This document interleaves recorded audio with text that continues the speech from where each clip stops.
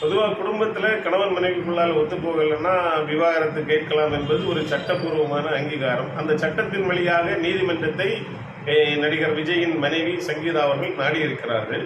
அது நேற்று ஒரு செய்தியாக வந்தது. அந்த செய்தி வந்ததில் கூட ஒன்றும் பிரச்சனை இல்லை.